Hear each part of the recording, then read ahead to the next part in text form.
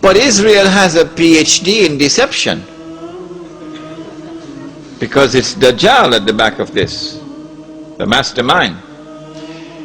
And Israel would not want to wage a big war and appear to the world naked, clearly, as an aggressor.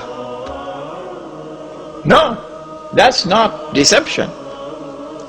Israel has to wage her big war and make it appear as though she was only defending herself. The only Muslim I know of who has had the capacity to be able to penetrate the deception that has been going on all these years, the only one I know of, was a man who never went to Al-Azhar University. Now, he wasn't the Shaykh. His name was Malcolm X.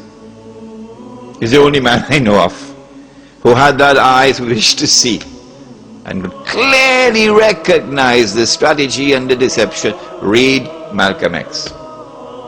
How is Israel going to launch this big war and yet get away from being perceived by the whole of humanity as the aggressor, blatant aggression?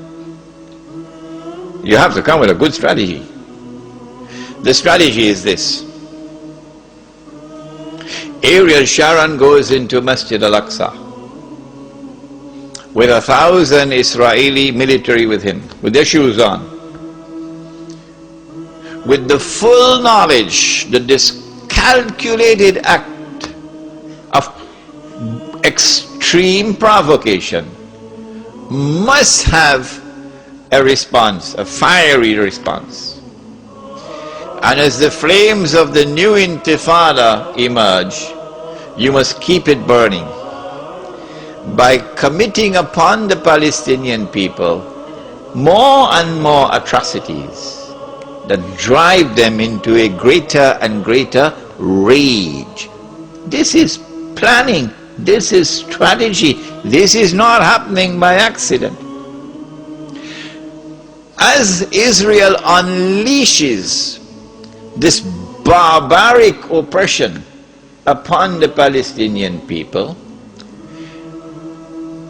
you must have a television station which you plant amongst them, which will cover this, that your Egyptian television would not cover, and your Jordanian government would not allow on Jordanian television. So you create something called Al Jazeera. And the Arab masses believe Al Jazeera is their station. This is the only place in the world we can get authentic information, Al Jazeera. So Al Jazeera is now used to portray all the atrocities. And so around the Arab world, the masses only have to tune into Al Jazeera and they know what's happening. And so the Arab masses become more and more angry. Impending scenario in which, like the domino effect, governments around the world of Islam, they will claim, are now going to fall. And the world of Islam is rising up now. And one-eyed Muslims, of course, are going to believe it. The world of Islam is now going to rise up and all these governments are going to be swept away. And authentic governments representing the Muslim masses will now emerge. And therefore the Jews are going to have their throats cut. This is going to be the most dangerous moment in the entire life of the world of Jews. The media will portray it. If we don't do something, we will all be slaughtered by these Muslim fanatics. I tell you, this will be drama worthy of Hollywood when it comes. Huh? They must be hating me now for revealing their secrets. It is in this scenario that Israel will say, we have to do something. If we just sit here and do nothing, the state of Israel will be destroyed and the Jews will all be slaughtered. What can we do? They call it a preemptive strike. A preemptive strike. But it won't be a preemptive strike. It will be the most dazzling display of the magnificent application of state-of-the-art military technology that will leave even Uncle Sam in the backyard. A war like Uncle Sam has never seen and could never wage. That is what Israel is going to wage. Do they have the technology? I believe they have technology that even Uncle Sam doesn't have.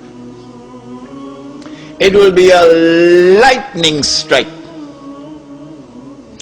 Israel has to put on this magnificent display of military power and state-of-the-art technology beyond anything else that the world has ever known, in order for Israel to impress upon mankind the validity of its credentials that is now going to become the new ruling state in the world. Before Fahad could even blink, the Israelis have taken over the Saudi oil fields and the Iraqi and the Kuwaiti oil fields. The United States, of course, will make some noise, and Britain will make some noise, but will they send troops?